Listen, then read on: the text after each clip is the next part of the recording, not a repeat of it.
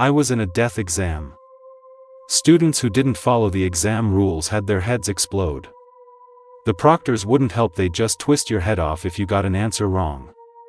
The exam was just one of the academy's rules, there were 6 others. Survive the layers of rules. I snapped my eyes open. I was sitting at a desk with a blank test paper in front of me. 3 proctors stood at the front of the room.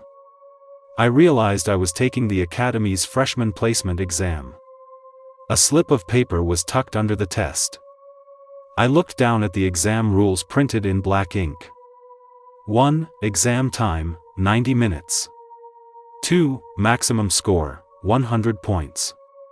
3. Please use a red pen to answer. The proctors love red and hate black. 4. Please maintain silence in the exam hall. Students may not speak during the exam. 5. The test has multiple choice, true, false, and fill in the blank sections. Each section is worth 30 points. You may ask one proctor for the answers to one section. If you choose the correct proctor, they will help you. Choosing the wrong proctor will be considered cheating. 6. Do not turn in a blank test. 7. After turning in the test, proctors will grade it immediately. A score of 60 is passing. Only those who pass may leave the classroom. 8. When leaving the exam hall, please bow to the proctors. 3 lines were written on the back of the slip in red pen. I stared, stunned. 1. Please use a black pen to answer. Red ink will make the proctors go insane. Trust me, you don't want to see them insane. 2. There is a 10-point hidden question. Finding and answering it will reward you with a clue to the 3rd rule. 3. Do not be the last to turn in your test. The first of these 3 tips conflicted with the 3rd exam rule. Who should I believe? 2 pens lay on the desk, 1 black, 1 red. I decided not to decide yet. I looked at the test paper. There were 3 main sections on the test. Each section used different characters, none of which I recognized. I couldn't answer any of it on my own. My gaze fell on the 5th rule. Clearly, the real test was my ability to choose the right proctor. I looked at the proctors at the front. 1 man, 2 women. They wore name tags, Calvin, Cindy, and Anna. They had no distinguishing features, all watching the students with blank expressions. No clues from their appearance. I decided to wait and see, let someone else test the waters. I wasn't the only student, there were 30 of us in the classroom taking the exam. The room was terrifyingly silent. 10 minutes passed. A student raised his hand. The 3 proctors looked at him. Calvin. The student asked the male proctor for help. Splat. A sudden thud, and the student's head exploded like a watermelon. Brains and blood splattered everywhere. The exam hall must remain quiet. Calvin emphasized the rule. That student had violated the 4th exam rule. The price, death. The headless body lay in the exam hall. The 29 remaining students had various expressions: terrified, calm, gleeful, strange. The exam continued. Another student raised his hand. He held a piece of paper with Calvin written on it. He had also chosen the male proctor. Calvin walked over to him and leaned down to look at his test paper. The student pointed to the middle section of the test. He chose to have Calvin give him the answers to the true-false questions. No accident occurred. Calvin wrote the answers on his paper and returned to the front. The student let out a sigh of relief. Another student raised a hand. Still choosing Calvin. This student also pointed to the middle section, a gleam of joy in his eyes. Someone else had made the mistake first, all he had to do was follow suit. But how could it be that simple? I saw Calvin's expression change after looking at that student's questions. He grabbed the student's head and slammed it onto the desk, again and again, until the student's skull cracked open, brains spilling out. The exam continues. Calvin wiped the blood from his hands on the student's clothes and returned to the front. I looked down at my own test, then at the blood-soaked paper on the dead student's desk. I understood. Every student's test had different questions. But how could I choose the right proctor to answer for me? There had to be a hidden connection between the test questions and the proctors. But how to choose correctly? Time ticked by, second by second. Don't rush. I couldn't rush. The proctors at the front must be connected to the questions. If I could find the connection, I could answer correctly. In the classroom, another female student raised her hand. She chose a female proctor, Cindy. She didn't speak, but pointed to the top section of her test. She must have chosen correctly. Cindy wrote the answers on her paper and returned to the front. I pressed my hand to my chest, trying to calm my racing heart. Several more students raised their hands, pointing to different proctors. Some were successful, but one student judged wrong and was killed by a proctor. I saw the 3 proctors walk down, write answers for students, and then return to their original positions. From left to right, they were Calvin, Cindy, and Anna. If left to right could be seen as an order, then were multiple choice, true, false, and fill in the blank also an order? Could it be that simple a correspondence? Was it really that simple? Time passed, and some students had already turned in their tests. I hate red. Suddenly, Cindy, dressed in black, said to a student turning in their test. The student's face filled with terror. As they tried to back away from Cindy, she grabbed their shoulder. Cindy bit directly into the student's neck. Another body in the classroom. More students finished their tests and left. Some students sat nervously at their desks. They had believed the exam rules and used red pens to write their names, student IDs, and other information. Smash! A student's head was crushed between Calvin's hands. No erasing or altering the test. I glanced at the exam time. It was running out. I raised my hand and pointed to Cindy in the middle. Cindy came to me. Seeing my hand pointing to the middle section, the true-false questions, her expression didn't change. She wrote down the answers for me. I raised my hand again, pointing to Calvin. When he reached my desk, I pointed to the multiple-choice section. My heart pounded. The fear of death made my whole body tremble. Calvin didn't grab my head and slam it on the desk. He wrote the answers on my paper and left. The rule was that simple. The proctor's positions corresponded to the order of the sections on my test. Overthinking it would lead to death, just like those other students. After Anna wrote the answer to the 3rd section, I handed my test to Cindy. "You may leave. Go report to the dorms," Cindy said after marking my paper. I looked at the perfect score on my test and understood. Using the correct pen color earned the hidden points. I bowed to the 3 proctors and left the classroom. Then I heard another thud from inside. "I hate black." Calvin's voice, followed by a student's scream.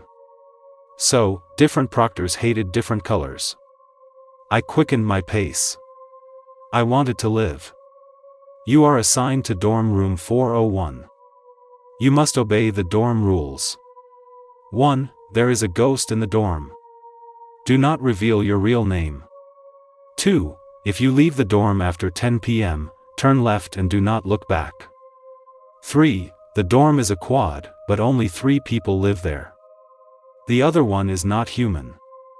4. No high-power appliances in the dorm. Room check at 9 p.m. every night.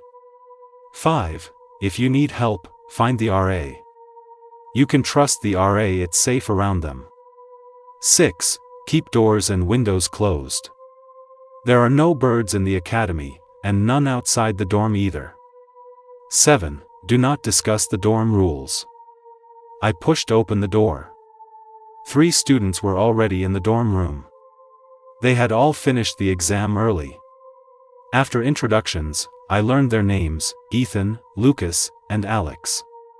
They were probably all fake names. So, which one of them was the ghost? Since the dorm rules said one of the four was a ghost, none of us were in the mood to chat. We unpacked quickly and waited for the RA's room check. At 8 p.m., a sudden banging sound came from outside the closed window. It sounded like birds flapping their wings. But the rule said there were no birds in the academy. What was outside the window? The banging on the window continued for over half an hour before stopping. What was that outside? Lucas couldn't help but ask. Could it be birds? Alex said. There are no birds in the academy, I said, shaking my head. I hear the RA's footsteps, Ethan said. The RA was a bit early, it wasn't 9 p.m. yet. The footsteps stopped outside our door. No knock. The four of us looked at each other, fear evident on everyone's faces. Who is it? Ethan called out. No response. In the quiet dorm, I could hear my own heart pounding. More footsteps approached from a distance and stopped in front of our door. Someone else outside? Knock, knock, came from outside. Room check, said the RA's voice. The RA was a middle-aged man, around 40, with heavy dark circles under his eyes and smelling strongly of smoke. He walked into the room, glanced around, and was about to leave. Sir. I called out to the RA, was there anyone else outside just now besides you? The RA turned back to look at me. Something was here just now, but it wasn't human, the RA said. The four of us in the dorm turned pale. After speaking, the RA left to check other rooms. We all went to bed, preparing to get through the night. At 10, the lights in the dorm went out. Are you guys asleep? Lucas's voice came from the darkness. No, Ethan replied. None of us are asleep, I added. In the dark, Alex just grunted an mm. How did you all end up at this academy? Lucas asked. I got a black acceptance letter, Ethan said. I opened my eyes, and I was here. A voice told me I'd only be safe after surviving 7 rules. Me too, I said. Looks like we all got the black letter, Alex said. We'll definitely survive all 7 rules, Lucas said. Let's hope so, Ethan said, turning over. Let's get some sleep. Who knows what will happen tonight? Hopefully, we'll make it safely to morning. My neck felt itchy, like someone was standing by my bed, breathing on it. I woke up with a start, drenched in cold sweat. How had I fallen asleep? In this dangerous place where I could die at any moment? There was a figure by my bed, standing on the ladder, looking at me. Who was standing next to my bed? I kept my body still, pretending to be asleep, while peeking at the figure out of the corner of my eye. Faint light from a street lamp outside shone through the window. The build looked like Alex, but I couldn't see the face. After standing by my bed for a long time, the figure slowly climbed down, took a couple of steps on the floor, and then moved towards Alex's bed. I let out a deep breath. Was Alex the ghost? I shifted slightly to get a better look. I saw Alex lying in his own bed. The figure climbing the ladder wasn't Alex, but a dark shadow with an indistinguishable face. The shadow climbed onto Alex's bed. Seeing no reaction from Alex, it slowly lay down behind him. If I hadn't woken up, would that shadow have climbed onto my bed? A wave of fear washed over me. I didn't understand why we, who had been so vigilant, had suddenly fallen asleep. Snoring sounds came from Lucas's bed. I glanced over and saw that Ethan's bed across from me was empty. I knew who the ghost was. After waking up, I didn't fall asleep again. The dark shadow remained on Alex's bed, unmoving. There was no toilet in the dorm room. We had to use the communal bathroom down the hall to the left. Lucas must have woken up. He sat up in bed. My bed was next to his. I could glimpse him sitting up. He suddenly got into a crawling position on his bed and started crawling towards mine. My heart raced. Could Lucas be a ghost too? I didn't dare move. Acting rashly could put me in even more danger. I could only grit my teeth and watch in terror as Lucas crawled closer and closer to my bed. Sam, wake up. Come to the bathroom with me, okay? Lucas reached the edge of my bed and gently patted my foot, sending shivers down my spine. I didn't dare move or answer him. After patting for a while, Lucas gave up. He slowly got out of bed himself and went to the dorm door. Turn left, don't look back. I heard Lucas mutter. Then he opened the dorm door and left. Couldn't he just hold it, or deal with it in bed? I thought. The rule turn left, don't look back almost explicitly stated there was danger outside the dorm. Sounds of someone getting up came from across the room. The dark shadow got off the bed and tried to crawl towards my bed again. I held my breath and made a noise by turning over. I saw the dark shadow freeze. It seemed the ghost wouldn't approach if you were awake. The shadow paused in the dorm for a moment, then also opened the door and left. In the dorm, only I and the ever-silent Alex remained. Nearly half an hour after Lucas left, a scream echoed from the hallway. I recognized Lucas's voice. He was in danger. After the scream, the entire dorm building fell silent. The students living here were probably all experiencing the rules. I lay with my eyes open until dawn. Lucas didn't come back, nor did the dark shadow. I smelled a strong stench of blood. I looked towards Alex's bed. Alex's body was on the bed. His limbs were torn off, blood soaking the entire bed. His head was gone too. I probably survived the night because I woke up in time and stayed awake, not violating any dorm rules. Lucas ran into trouble outside because he ignored a rule trap. Leave the dorm, turn left, don't look back. But when he came out of the bathroom, he would be facing right, which meant he had looked back. I left the dorm. I had to find the remaining 5 sets of rules during the day. If I didn't experience all 7 rules before nightfall, I probably wouldn't survive a second night. Finding the rules was easier than I expected, surviving them was the hardest part. I went to the cafeteria and saw the cafeteria rules posted on the door. 1. Tables are for 2 people. No loud talking while eating. 2. The cafeteria does not serve that pungent noodle dish or bird eggs. 3. Cafeteria staff are deaf and mute. Please do not greet them or speak to them.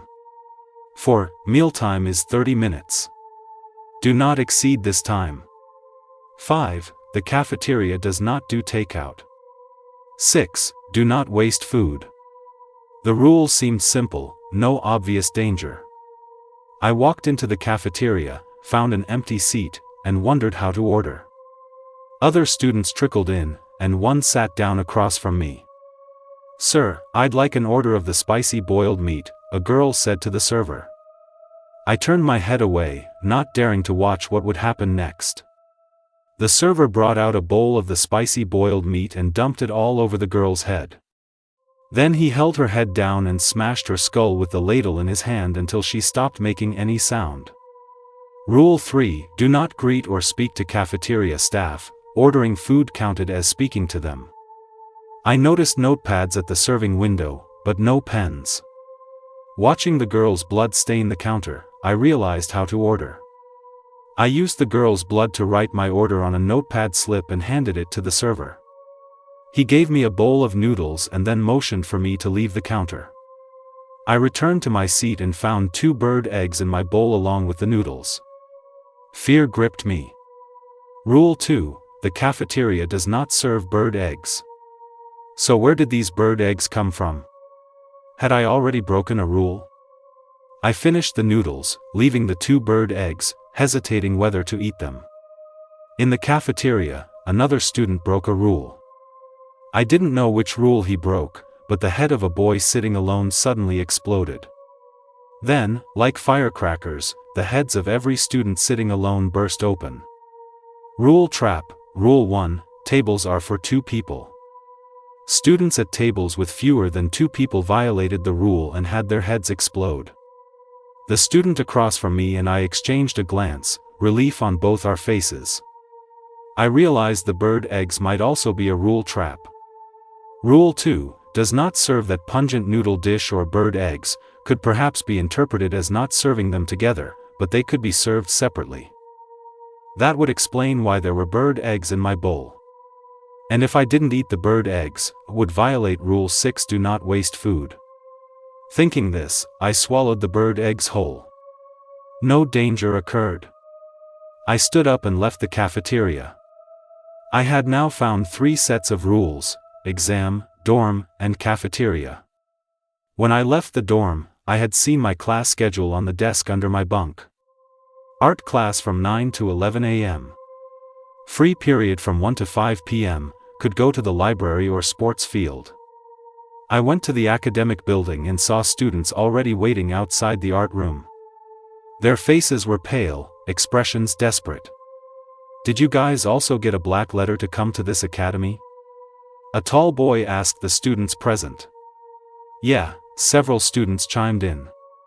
This place is too dangerous, people are dying under every rule. Can't we just escape? A girl asked. Some students tried to climb the academy wall, one student said. They got to the top, and their heads exploded. The teacher must know how to leave. When he comes, let's force it out of him, the tall boy said. I didn't join the discussion and moved a little away from the group. In this treacherous academy, obeying the rules kept you alive longer than breaking them. At 9 o'clock, the art room door opened from the inside. A male teacher wearing metal-rimmed glasses said to us, "Come in. The following are classroom rules. 1. During class, no noise, no fighting, and no unprovoked attacks on classmates. 2. You may ask the teacher one question, and the teacher will answer it. 3. There are no birds in the classroom. If you see a bird, report it to the teacher immediately. 4. Red paint can be used for painting. 5. Black paint cannot be used for painting, but you can smear it on your face. 6. Black paint can ward off one misfortune. 7. You must complete a full painting to leave the classroom." I spotted the classroom rules as soon as I entered. They were written on the blackboard in red paint, like blood.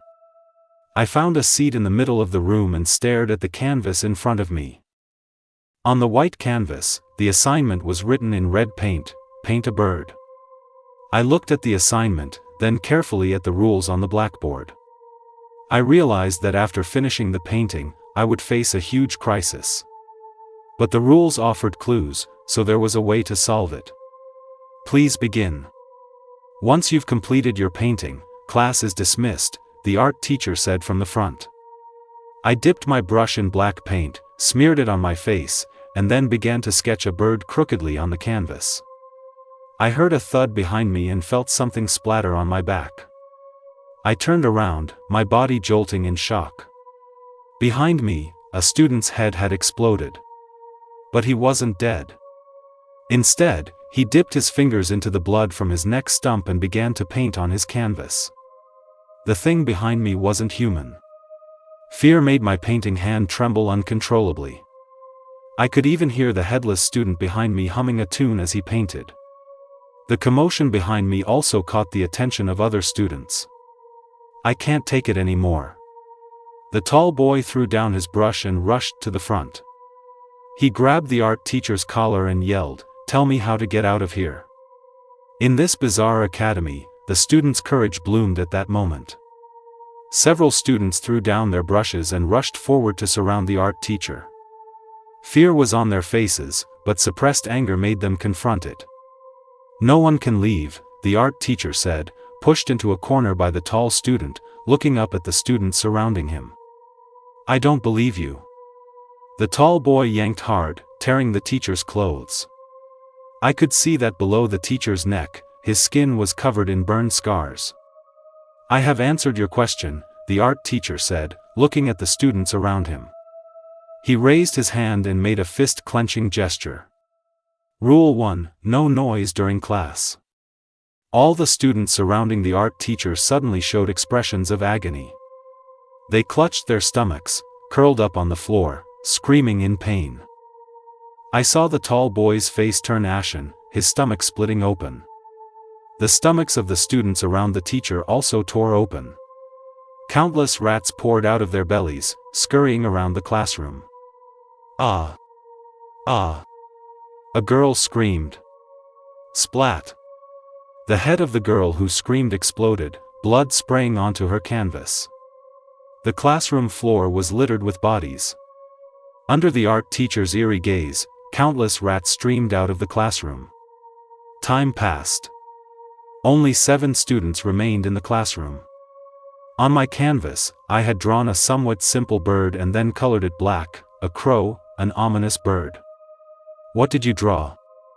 The art teacher walked up to me, his tone unfriendly. Rule trap: there are no birds in the classroom. Painting a bird also broke the rule. I realized this trap, but I couldn't avoid it. The assignment specified a bird not painting one would also be breaking a rule. Don't let it happen again. Seeing the black paint on my face, the art teacher's tone softened. He said to me, "Your painting is complete. You may leave." Rule 6: Black paint can ward off one misfortune. Sir, where can I find the history of this school? I asked the art teacher before leaving. Library, 3rd floor, the art teacher said. The following are library rules. You must obey them. 1. The library is for reading. No noise. 2. There are no birds in the library. If you see a bird, report it to the librarian on duty immediately. 3. Do not take books out of the library. What you take out might not be a book. 4. The librarian on duty can be trusted. 5. You must finish reading at least one book before leaving. These rules were written in bright red blood by the library entrance. After leaving the classroom, I went to the cafeteria for lunch. Knowing the cafeteria rules, I encountered no danger. After leaving the cafeteria, it was 1 p.m. After noting down the library rules, I entered the library and went straight to the 3rd floor.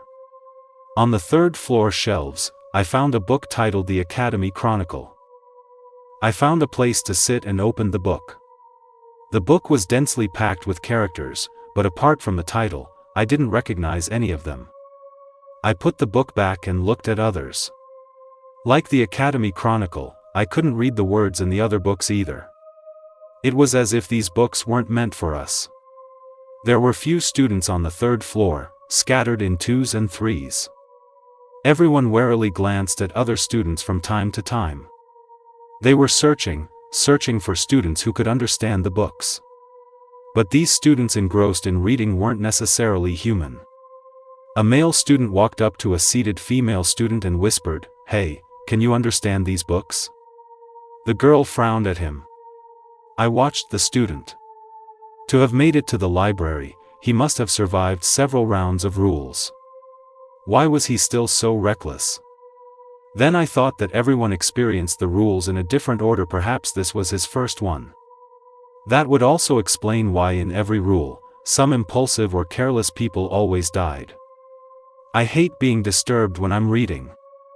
The girl stood up, stared at the male student, and then grabbed his neck with one hand. With the sound of breaking bones, the boy's neck was snapped. The girl tossed his body aside. The girl sat back down. I picked up the Academy Chronicle again and went to the librarian on duty near the entrance. "Sir, how can I understand this book?" I asked directly. Rule 4: The librarian on duty can be trusted. The librarian looked up at me. "There are reference books by the window. Use them to translate." "Thank you, sir." I went to the bookshelf by the window. I saw a comprehensive dictionary. I took the book from the shelf and opened it. Inside were charts comparing various scripts. Using the dictionary's translations, I sat down and carefully began to read the Academy Chronicle. I had just flipped past the table of contents when I heard a strange noise from the nearby window, like an animal hitting the glass. I looked towards the window. Birds. I saw many birds perched by the window, constantly pecking at it. It's birds. On the third floor of the library, many students reading suddenly panicked. Several students dived under tables, including the girl who had just killed a student. The faces of these students under the tables were filled with terror. Why were they afraid of birds? Rule 1: No noise in the library. The student who had just shouted "birds" wasn't far from me. After he yelled, his head suddenly exploded. Blood splattered onto my open copy of the Academy Chronicle. I grabbed the 2 books from my table and, like the others, scrambled under it. Students who didn't understand what the birds meant, or who reacted too slowly, were still standing there. With the sound of shattering glass, a flock of birds poured in through the broken window, flying, hopping, and attacking inside the library. Students touched by the birds turned into piles of paper ash. The birds flew around inside the library for nearly half an hour. The librarian hid outside, not daring to enter. He had even locked the door from the outside, trapping the birds and students inside. Finding no other exit, the birds eventually circled and left through the window. Those were the birds? I watched them leave, shocked and uncertain. Comparing with the dictionary, I searched for information about birds in the Academy Chronicle and found a sentence. Birds, soul takers. The librarian pushed the door open and came in. The library is safe now.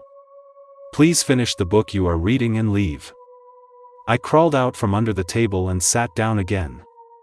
Rule 5: You must finish reading at least 1 book before leaving. Using the dictionary's translations, I quickly skimmed the Academy Chronicle, growing more astonished as I read. I thought I understood where I was. After finishing the Academy Chronicle, it was already 5 p.m. I left the library and headed to the 6th location, the study hall. All standard places in an academy. And the 6th set of rules was at the entrance to the study hall. Also written in bright red blood. The following are study hall rules. You must obey them. 1. Study hall open from 5 p.m. to 7 p.m. 2. The study hall is for studying. Silence must be maintained. 3. Ghosts often appear in the study hall. Do not disturb them. 4. Every hour, a teacher will check on students studying. 5. To leave the study hall mid-session, you must report to the class monitor. I arrived very early. When I walked into the room, there wasn't a single student inside. I went to the last row and sat down, then realized my hands were empty. A chill ran down my spine. I didn't have a book.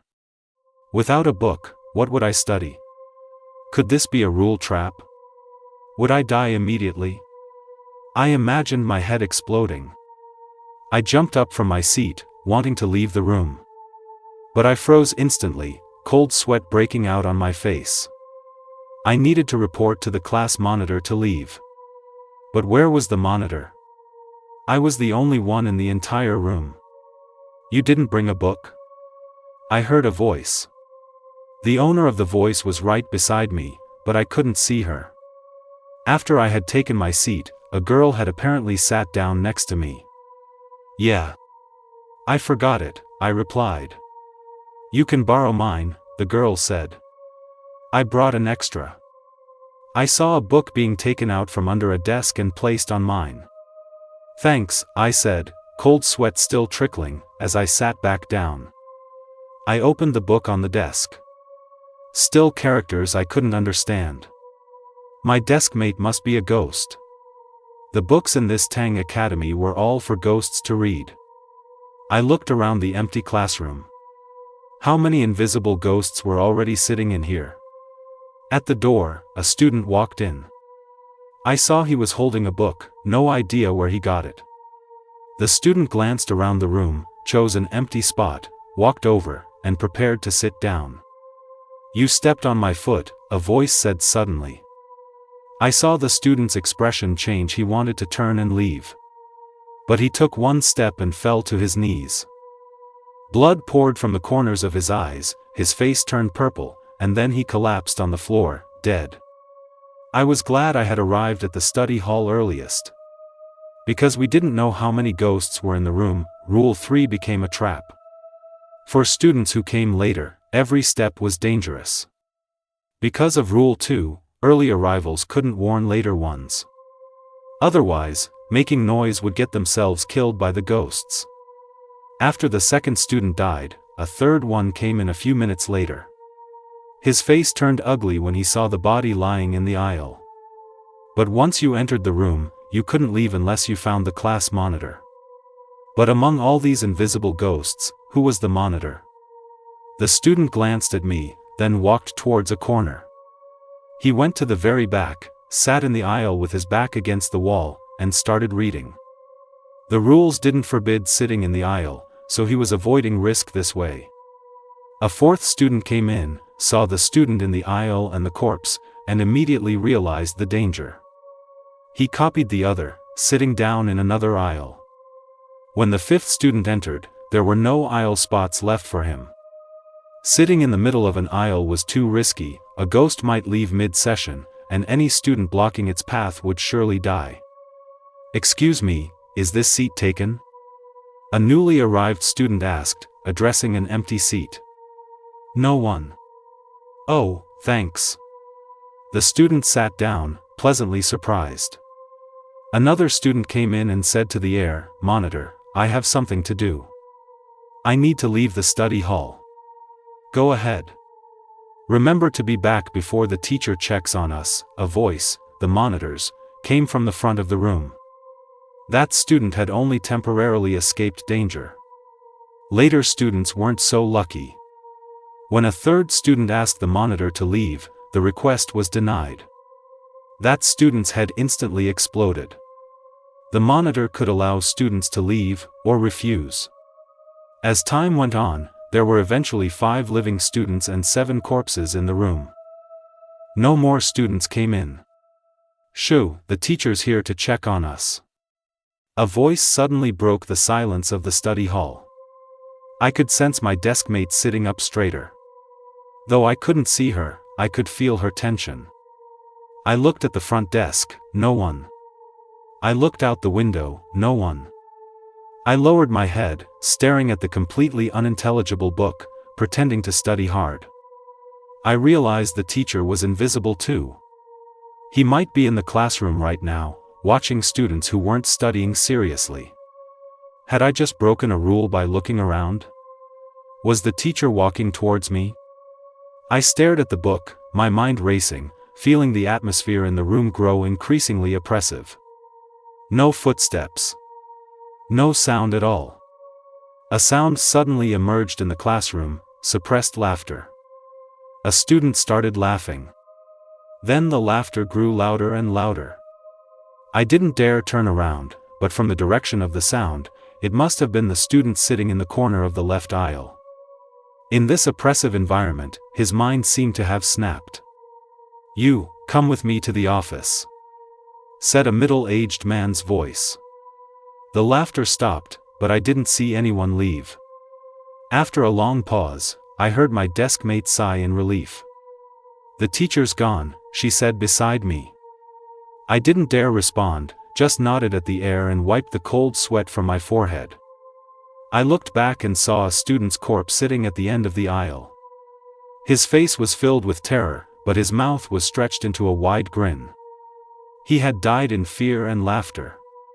He didn't want to laugh, I heard the ghost beside me say. Every time the teacher checks on us, he has to take a student to the office for questioning. If you humans haven't broken any rules, he'll pick one of us ghosts to go. So the student next to him made him laugh.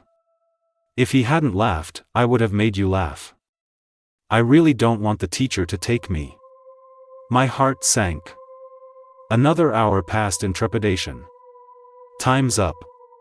Students, you can leave study hall now. It was the monitor's voice. My seat was further in, so I sat still, waiting for the invisible ghosts to leave. The other students sitting closer to the exit looked relieved to have survived when they heard the monitor's voice. They didn't dare linger, afraid any hesitation would block the ghosts wanting to leave. When I was the only one left in the room, I heard the invisible girl beside me say, "Did my words scare you earlier? Don't worry. I won't harm you. I think you'd be a great fit to become one of us." It was 7:30 p.m. I had completely experienced 6 sets of rules.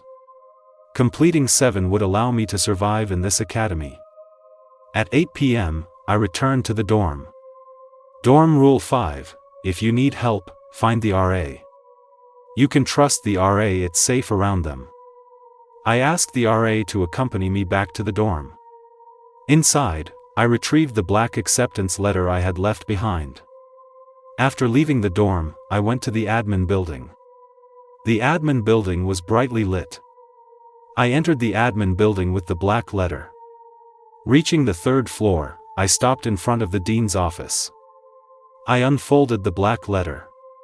Inside was the 7th Academy rule. These rules weren't visible when you first received the letter. But if you completely experienced 6 sets of rules, the 7th would appear on the black letter. This was something I discovered in the Academy Chronicle. The following is the Tang Academy Student Code of Conduct. You must obey it. 1. There are no birds in the Academy, no birds. If you encounter birds, avoid them immediately. 2. Admitted students must experience 7 rules. Upon completion, they can become a member of the Academy. 3. No open flames are allowed in the Academy. Do not light fires or use any tool that produces an open flame within the Academy. 4. All who enter the Academy are not permitted to leave. Beneath the Academy rules was the signature, Dean Miller. Dean Miller was the Dean of Tang Academy and also the author of the Academy Chronicle. My purpose in going to the admin building tonight was to see him. The 7th rule permeated the entire Academy. To completely experience the 7 Academy rules, one had to die and become one of those monsters and ghosts. This was an irresistible fate, unless I met Dean Miller. The admin building was incredibly quiet. I knocked on the dean's office door. I knew he was inside. No one in Tang Academy could leave, including the dean. I knocked several times.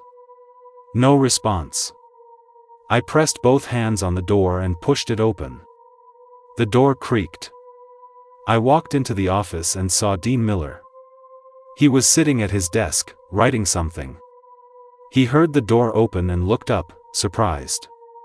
It's been a long time since a new student who has completed 6 rules came here with the black letter. Dean Miller said to me. I didn't approach Dean Miller but watched him from a distance. Why do you want to keep us here? I asked him. Have you read the Academy Chronicle? Dean Miller asked in return. I have, I replied. You wrote the truth in it. Dean Miller stopped writing and stood up. What do I look like to you right now? His lips moved, but I heard the voice come from another direction. I turned my head. The scene before my eyes began to change. I saw the office engulfed in flames, a beam crashing down in the center. Under the beam, pinned and burned beyond recognition, was Dean Miller. I can see, I said to the Dean Miller under the beam. The office became a sea of fire, thick smoke billowing. But I felt no heat. I looked out the window. The entire academy was in flames. I saw students running, trying to escape. Screams, cries, voices filled with despair. I had read a description of this scene in the Academy Chronicle. Now, Dean Miller was showing it to me. This academy had been consumed by an accidental fire many years ago. The grounds were filled with vengeful spirits. The Academy Chronicle recorded the history of the academy, and also this fire. Those transparent students, those bizarre creatures, they were all academy students who had died in the fire. After the fire, this school, abandoned in reality, became a paradise for vengeful spirits. This was the borderland between the human world and hell. This was Tang Ghost Academy. The scene of flames and spirits before my eyes dissipated. I saw Dean Miller sitting back behind his desk. "You asked me why I want to keep you in the academy." I heard Dean Miller say, "It's not that I want to keep you. It's the will of this academy that wants to keep you." After the fire, all the teachers and students died. But the academy itself came alive. It keeps all the dead students here, continuing their university lives. Dean Miller pointed to the black letter in my hand. Every fall, the academy sends out black letters, admitting students who meet the criteria, bringing them back to the academy. Students who pass the 7 rules can stay in the academy forever. Meet the criteria? I looked at the black letter in my hand. Tang Ghost Academy only admits vengeful spirits, not the living. Dean Miller told me. Thud. The black letter in my hand fell to the floor. Countless memories flooded my mind, finally stopping at the moment just before the car accident. So I was already dead, killed on my way to freshman orientation. You have 2 choices now. When I had calmed down, Dean Miller said to me, 1. Accept the academy's rules and become a student of this school. You will turn into a transparent student and won't be attacked by the birds. Dean Miller pulled open the office curtains, revealing the birds endlessly flying and circling outside the window. He said to me, 2. Face the birds directly. I looked at the birds outside, constantly flying, trying to break through the academy's defenses, and asked Dean Miller, "What exactly are those birds?" "They are guide birds," Dean Miller said. "Messengers of hell, you could also call them soul reapers." "What happens to people they touch?" I remembered the students who had turned to paper ash. Dean Miller said, "Their souls scatter, and they disappear from the world." True death. I looked at the birds outside and the silent, eerie academy in the dark night. Dean Miller picked up the letter I had dropped and handed it to me. "The academy allows you to live on in another way. I believe this isn't a difficult choice." I took the black letter and looked down at the academy rules on it. An image flashed in my mind, the moment I received a red acceptance letter. I was joyful then. I looked at the academy again, eerie, lifeless, heavy with rules. I choose to face the birds. I looked up at Dean Miller, seeing the surprise on his face. "College should be about freedom," I said. I worked my way through 12 years of grueling study just to go to college. A college much freer than the endless rules of middle and high school, the daily morning and evening study sessions, countless assignments, and the constant supervision of parents and teachers. I don't like being bound by rules. I don't like this terrifying, bizarre campus full of them. I choose to face death. Outside the window, the birds circled. I walked to the window and pushed it open. The rapidly circling birds swooped down and crashed into my chest. Before Dean Miller's astonished eyes, I turned into a pile of paper ash. Wind blew in from outside, scattering the ashes.